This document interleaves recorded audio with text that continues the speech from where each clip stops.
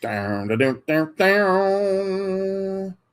We are recording. We are live. We're not live, but we are live recording. Um, Seinfeld, episode 2, season 1. Becky, what is it called? Give us the details. It is called The Stakeout, and it aired on May 31st, 1990, and it directed by Tom Sharonis and written by Jerry Seinfeld and Larry David. Good job. I don't know why you were laughing at the beginning of this. You being tickled by some imaginary ghost. I don't know. Maybe you like the episode a lot. We'll figure that out all by the end of this. But yeah, those are the pertinent details. Now, if you'll notice, the last episode came out in July of 99 or 89, excuse me. And then this is all the way May 31st, 1990. I don't know if you know this, Becky, but Beckles with freckles, there are only 5 episodes in season 1. I Did you noticed know that. that? I did. All right. So we're starting to observe a few things here. This is good. Had you ever seen this before? Any recollection of it whatsoever? Nope, none. All right. Well, I rewatched it about three times this time, and I've obviously seen it before in my life, and never to the point where I was evaluating it as an episode. And I noticed a lot of things that were very Seinfeldian. That's a word I'm going to introduce in this episode of the show. Things are very Seinfeldian, and you'll understand what that means at some point. But let's kick it off. All right, Tom Sharonis directed, written by, of course, the big LD. And I can't. She doesn't know who Larry David is. You guys, she does not know who Larry David is. It blows my mind. I guess that's what makes this fun. I'm supposedly the expert, and I'm not. Not a scholar on Seinfeld by any means. She's literally just going through this for the first time. So it's kind of fun to talk about it in real time with somebody that has never even cared about it. But she may end up hating it, and that sucks because there's 178 episodes left after this one. All right, so it opens with Jerry doing a very, very sexist bit about women and checkbooks. Now, this kind of comedy, it's very lowbrow. It's very 80s still, even though it's early 1990s. But we weren't at the Me Too or any of that stuff. And women were still like second-class citizens a lot of the time. And it's still true today to some degree. But this would not be aired on television today, as it stands.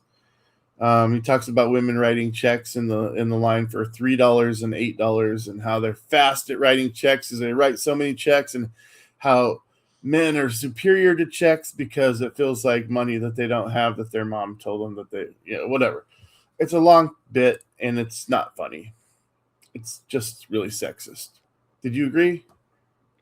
For the most part. Do you think about things like that? Like when you watched it, were you like, "Shut the fuck up, Jerry"? Or were you just like, "Okay, I'm watching a TV show"? I'm legitimately serious. I was like, okay, he's kind of right. Like, we can't find our keys, but we can find our checkbook. All right, great. So Becky's sexist with Jerry Seinfeld. Great. Now, I'm not saying that these tropes don't exist for a reason. I mean, you could say women are forgetful, but men forget their keys. They don't have a purse to look through, so it's usually just in their pocket, right? I mean, where does a man keep a checkbook? He doesn't. I mean, in his back pocket? I don't think so. Anyway, let's cut to the first scene. The opening scene is Jerry and Elaine Bennis. Elaine makes an appearance for the first time. Of course, Elaine is played famously by Julia Louis-Dreyfus. And they're in a video rental store, which is another thing that doesn't exist. They can't call each other on their cell phones, and they can't go to the video rental store now because they don't exist. There might be one out there somewhere, but they're more of a novelty than anything else. But what's funny is they're not even renting DVDs, Becky.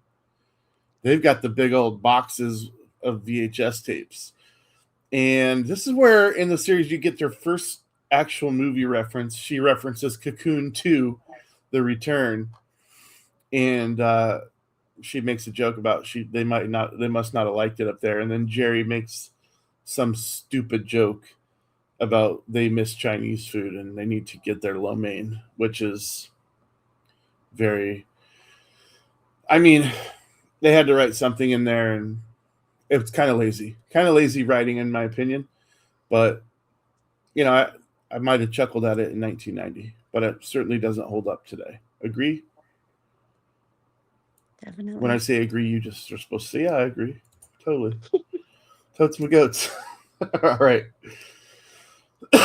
So then Jerry pulls out a giant porn box. And he's like, because Elaine's like, I've seen everything. He's like, have you seen this? And it's clearly a porn. And so she makes, oh, what do you think their parents think of it? And Jerry's like, oh, another unfunny bit. Like, it's really kind of just like, you can tell this is not real dialogue that people would have. Like, what they're trying to do is they're trying to establish that Jerry's funny. He's a comedian and he comes up with witty things off the rip. And so he says, oh, my son's a public fornicator. It's not funny. It's not that funny. I thought it was funny. But okay, great.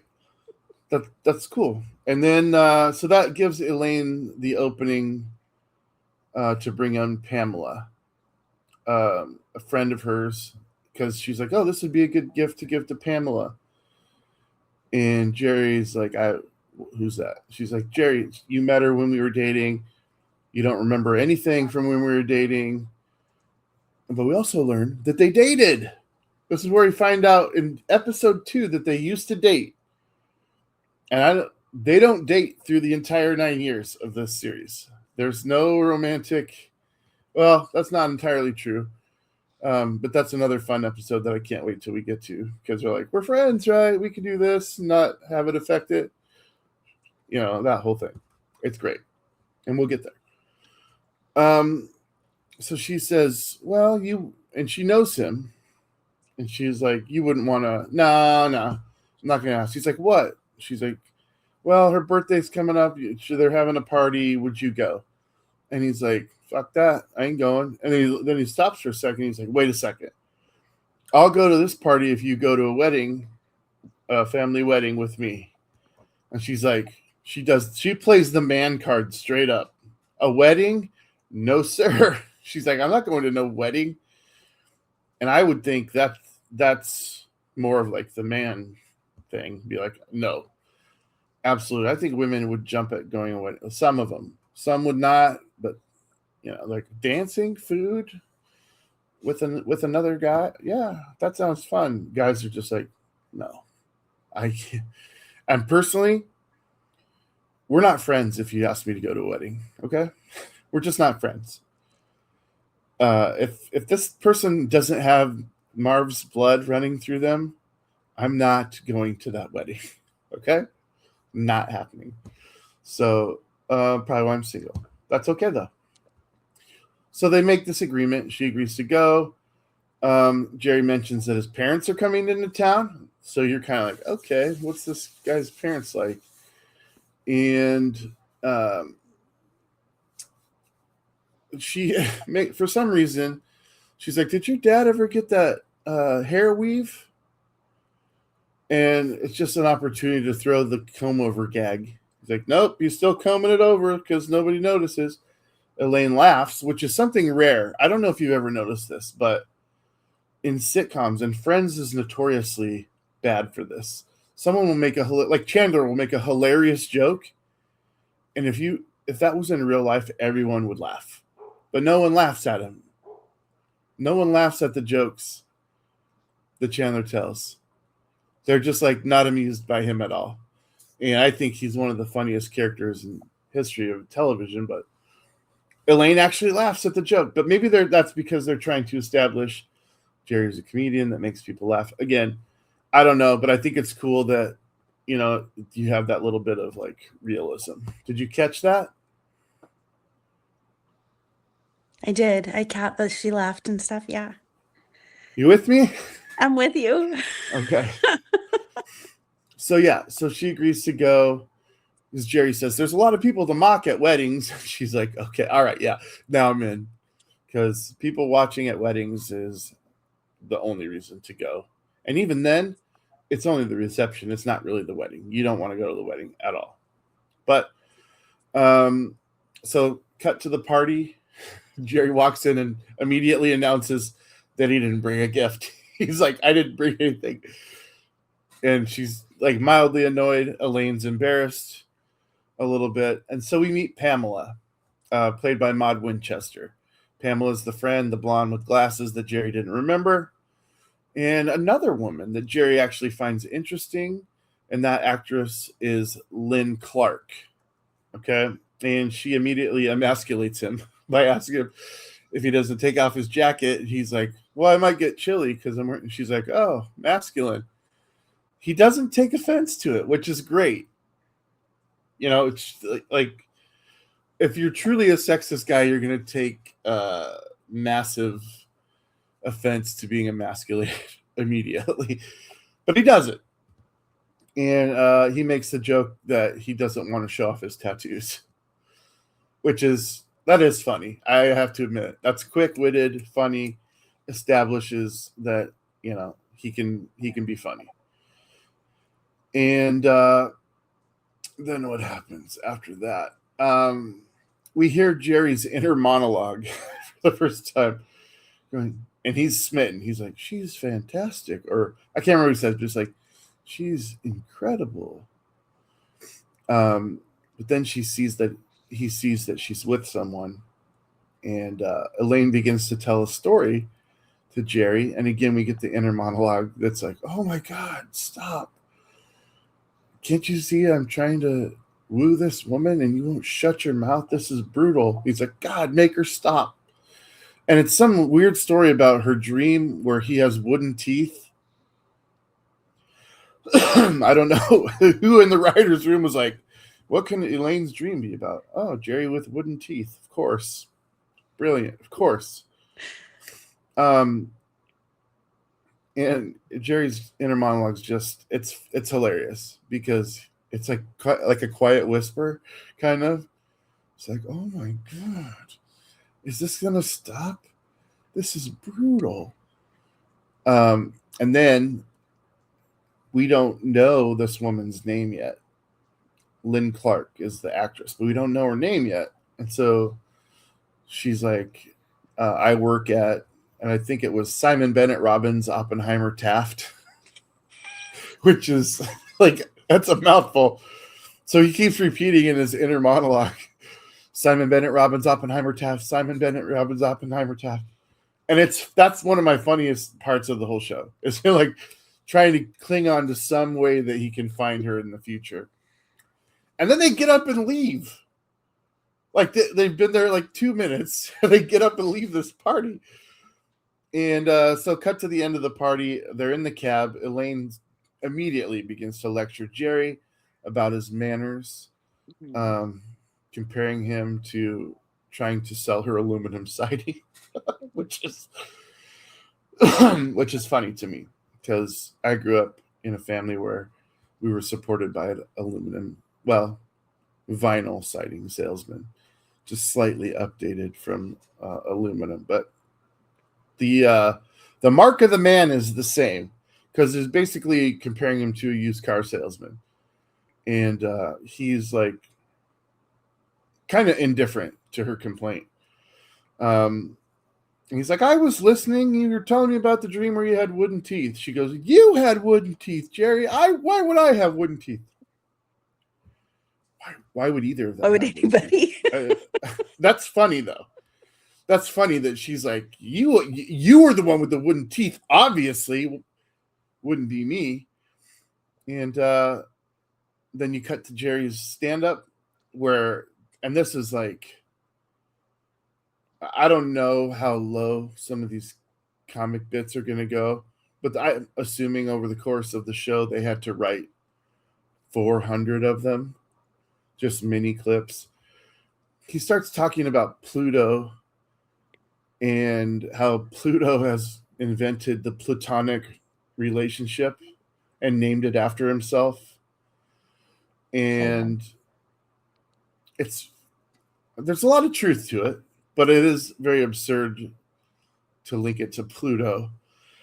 And then he quips that perhaps somebody in history had also tried to name a relationship type after themselves. Hey, do you want to sleep together tonight? My name's Rico. And he's like, it was a reconic relationship. Like, I almost picture Alf. Do you know who Alf is? Where he's Yes. like, hey, you want to sleep together tonight? My name's Rico. It's a reconic relationship. Ha! Like, that's what I picture. Like, it was Alf. It's Alf level comedy, okay? Very low hanging fruit, and they should be ashamed of themselves. Uh, yeah. So But it's there's Play-Doh that. and platonic. Was it Plato? I thought he said It's Pluto. Play-Doh. Okay. Either way, it doesn't forgive it. It doesn't make it forgivable. So Jerry gets home. His parents are laying on his fold-out couch or fold-out bed, and which is otherwise this couch. So we meet Jerry's parents. Helen was played by fantastically throughout the series by Liz Sheridan, and Morty Seinfeld, who's played by Philip Burns in this episode, but he will be replaced very soon by another actor, and the other actor is absolutely 100% the best choice. Because if there's anything about these Seinfeldian characters in Georgie, Lane, Kramer, and Jerry, the parents. And you've yet to meet Frank and Estelle Costanza, who Jerry Stiller, before King of Queens, is George's dad. And you will see that very soon. And it's epic. He is an epic Seinfeldian character. But yeah, Philip Burns. I don't know that this is the only episode. We'll find out when they make the actual change. But the other guy that plays Morty. Long story short, Morty ends up giving Jerry the idea because they go back. Why don't you just ask for the number? And they do the whole thing that Jerry's parents do. He can't ask for the number. Well, of course he can't. They just do this. That's what they do. And sometimes it really is funny because you're like, my fucking parents do this, dude. This is my parent. They do this. And ultimately, Morty suggests that he go. He's like, do you know where she works? He's like, Simon Bennett, Robbins, Oppenheimer, Taft. He's like, why don't you just go down there and wait for her? He's like, she goes to lunch, right? He's like, yeah, I'm sure she does. Why don't you stand in the lobby until she goes to lunch? And his mom's like, you can't do that. He's like, of course he can. And then he's like, yeah, it's not a bad idea. So they continue on this tangent. And then they get on to why things didn't work with Elaine. And the parents do the same rollover again. You told me that what did you love about the parents? Because I want to hear from you a little bit. They were just funny. They're stupid little comments. Well, I could understand if there was a weight problem, or I could just the little comments they kept making were hilarious. Well, Jerry's like, it just didn't work. And the mom's like, I know why it didn't work. He's like, you don't know why it didn't work. And then she's like, I can see if there's a weight problem. He's like, it's not that. And then he goes, we just didn't have any chemistry. And or no, he goes, we were always fighting. And the parents look at each other. They're like, well, yeah, that's part of this whole thing that makes it great. And they kind of laugh at that. And then he goes, we didn't have any physical chemistry. And then they kind of get sad. Like the looks on their faces like, oh, that's us too. But here we are, married for over 30 years.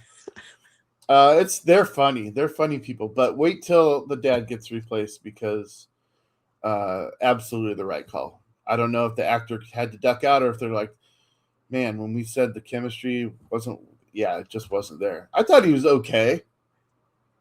And if that would have been the only thing I'd ever know, that would be fine. But luckily, somebody up there said we can do better, and they did, and it's incredible.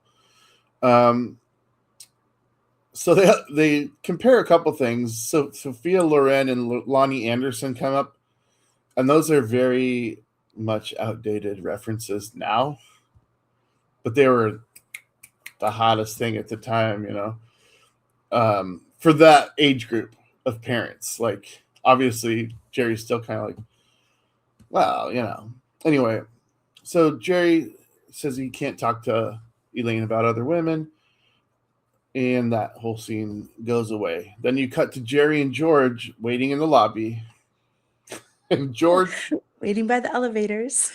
George is like, "What does she look like?" He's like, I don't really know." So he's like, "Well, what actress does she remind you of?" And of course, Jerry goes, "Lonnie Anderson." He's like, "Lonnie Anderson? Oh my God, this is incredible." And so they decide, well, what are we going to say? George's like, what are we going to say if we even ever see her? And like, well, he's like, I'm meeting you here for lunch or whatever. He's like, oh, I work here. He's like, what do I do? He's like, I'm an architect. And Jerry's like, you're an architect. He's like, why can't I be an architect? Don't I look? He's like, I suppose you're the architect. He's like, I'm not saying that you're the architect or I'm the architect, but you're not an architect, which is just mean. It's kind of mean. George is like, fine. He's like, all right, then we're here to meet somebody that works here for lunch. Well, what's his name? So they come up with these really stupid names. I didn't even bother writing them down, and they're really bad. And then George just goes, Art Cordelay. Art Cord. He's like, Art Cord. Jerry's like, Art Cord? He's like, delay. So he's like, okay, well, what does he do? He's an importer, George says. He's like, no export? He's like, fine, he's an importer exporter. This whole dialogue between them is genius. Like, this is where you start getting into the rhythm of like these jokes that we've talked about that are shitty, they fall by the wayside, and you get all of this eventually. But like I said, we're just kind of picking up the egg was just laid. We're picking it up. We're putting it in a comfy place. Then we're about to sit on it. All right. But Art Vandelay, Codelay, the importer exporter. So she gets off the elevator. They meet. He's like, hey, you from the party. And she's like, and again, this actress is Lynn Clark, but we find out that her name is Vanessa, and they get introduced. And George says, he's like, I'm an architect. He like brings it up because he's like still mad that Jerry was like, and he's like waiting to see her reaction, but instead of like, oh, you don't look like, or you look like an architect, or any amount of acceptance that he's looking for, she goes, what did you design? He goes like, railroads. She goes, don't engineers do that? He's like, they can. Just hilarious, because you'll realize over the course of this series that all four of these people are pieces of shit. Like, they're just pieces of shit people. They are very selfish. They don't care. And George is the worst of all of them. And he will lie. He's not somebody that you couldn't be friends with because he's like dishonest, but he's very creepy is the word that you wanted to use. Did you still feel that way about him in this episode?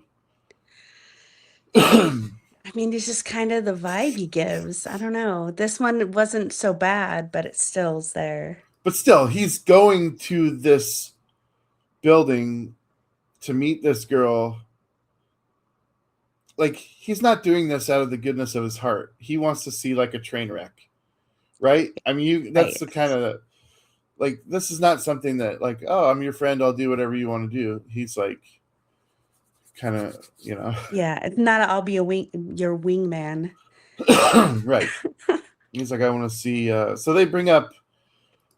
She's like, well, what are you in this building for? And they're like, we're meeting. But before George is like, I'm losing my train of thought. He's like, let me be the architect. Let me be the architect. He's like, no. But anyway, so he introduces the character name Art Vandelay. And Jerry's like, I thought it was Cordelay. He's like, Vandelay. And that will come up later in the series in the most hilarious ways. Like, all the groundwork is being set here for a character that doesn't exist in real life, only in the mind of George Costanza. And we find out that he's like, I'm sorry you had to leave so quick. She's like, yeah, my cousin had to blah, blah, blah, blah, blah. He's like, your cousin. She's like, he's like, my friend. She's like, your friend. And so he says to her, like, quite specifically, do you remember what he said? Say it. Do you date immature men? What did she say back? Almost Almost exclusively. exclusively. That's hilarious. That is a Yes. hilarious exchange between the two of them. So, that's all wrapped up nicely. So you cut to Mom and Jerry playing Scrabble back in Jerry's apartment, and Kramer comes in and he asks for salad dressing. This is we know Jerry has it because he's offered it to other people in previous episodes. And so he's eating a salad, and they're playing Scrabble, and Mom mentions a message from Elaine where she says something about your friend Art Vandelay. Jerry immediately is like, oh shit, she knows. And so he's like, what did she sound like? She's like, what am I, Rich Little? That's a joke that I had to look up. Rich Little is actually an American Canadian comedian who does impressions and can sound like anybody. So rather than like, it's funny. It sucks that it has to be explained now, but why is it funny? Because when you ask that question, what does she sound like? He's not asking for an impression. He's asking for, like, was she mad? Was she, but the mom's like, I can't sound like Elaine. So she makes this Rich Little joke. And I'm happy to relay that to anybody that didn't get the joke, because that makes it absolutely hilarious. The mom is completely on a different planet, which is so often the case with moms and their children. Not saying anything specific, but okay, you're okay, great. That's true. You get it. Especially when you have this elderly parents, like in their 70s. So anyway, he asks for salad dressing, and then Kramer looks over Mom's letters while he's eating the salad, and they play the word quone. Jerry's mom can't find a word, and Jerry's pissed because she's taking like 20 minutes on her turn. And he's like, Dad, Mom's cheating. And so Jerry's like, quone is not a word. And Kramer argues. He goes, to quone someone. Mom's like, I quit. So Jerry looks up the word in the dictionary, and he's like, it's not in there. Take it off the board. And Kramer's like, this is bullshit. We need a medical dictionary. If a patient gets difficult, you quone them. And again, he's not in it for very long, but that kind of steals the moment. He steals everything, and he breathes life into the scene. The way that they use the characters in this, like, George is in it one scene, brilliant. Kramer's in it one scene, brilliant. The story's not about either of them. It's about Elaine and Jerry. They're the forefront, but you integrate those other characters in these beautifully crafted scenes. It just kind of ties the whole thing together. And you'll see, once they got into the writing rhythm in this show, they'll have little references throughout the show, and before the end, it's all one big bow and everything is tied together. It really did become a machine of writing. But let's get on with it. Quone, not a word. Family is giving Jerry the business now. They're at the wedding setting, and you meet Uncle Mac, who's played by Joe George. I don't know that Uncle Mac ever shows up again. Um, Uncle Leo is a huge part of the show, but we haven't seen him yet. So maybe they just decided to change Uncle Mac to Uncle Leo. Not sure if he ever shows up again. But Jerry greets Elaine and immediately is like, "Are we going to do this right now?" And she's like, "Yeah, we're going to do this right now." And they kind of introduce themselves to each other like they're meeting for the first time. And that's kind of, I don't say it's funny, but it's kind of cute. Kind of a cute little thing. And then Elaine actually admits that she's not comfortable seeing him flirt. And then at this point, Jerry's family's getting ready to leave. And we meet cousin Artie Levine, who's played by Ron Steelman. And Levine. yeah, Levine. And so they get into this, which I assume is funny to Jewish people. There's a slew of Jewish jokes that just go right over my head, and that's where they all are. So if anyone can explain that in the comments and not call me anti-Semitic because I just don't understand it, that'd be great. if you want to call me anti-Semitic, thank you for the engagement. Appreciate it. I will not respond. Yeah. So after Ron Steelman or Uncle Artie, we'll just call him that, leave, they agree to talk about other people to each other. And Elaine says it's great because they're like, "It's good." "Oh, yes, it's good." And then she goes, "It's great." He's like, "It's great." Jerry immediately ruffles his feathers. Like he's like, "I'm okay with, me talking to you, but I don't want to hear about your shit." That's kind of like the impression that he's giving. But then she begins to talk a little bit more. He's like, "Oh, Elaine Marie Bennis." You find out that her middle name is Marie here. And he's like, I want to meet this secret Wall Street lover. She's like, "He's good looking." He's like, "Okay." She goes, "And he's hilarious." He's like, "That's not fair." And then you cut to Jerry's final outro, which is stand up about women and men being friends after they date. And this is actually really funny. I don't know if they did this on purpose, but the end bits have been the funniest ones. And this one, he's like, "It's like two magicians trying to entertain each other." He's like, "That's your card." It'd just be really boring if you knew the secret to the trick. And then he closes out the whole thing by saying, "Why don't we just saw each other in half already?" That's funny. That's a good line. Episode 2, I thought was much more finely crafted than the first. Look at just the fact that we're 10 minutes longer than the first episode just says that there was so much more to talk about.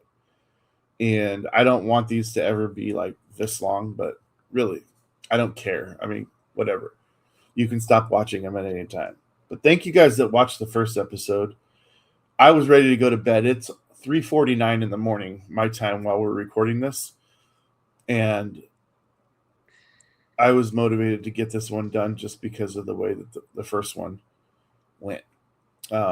Becky, Beckles, what were your thoughts of this episode overall in comparison to the first one? I think I might have laughed a little more this time, but overall, it was probably just comparable to the first one. Okay. I had I higher know. hopes than I saw. So you're like, all right, this has to get better. I know that this was a big Yes. deal and everybody loved it. It's got to get better.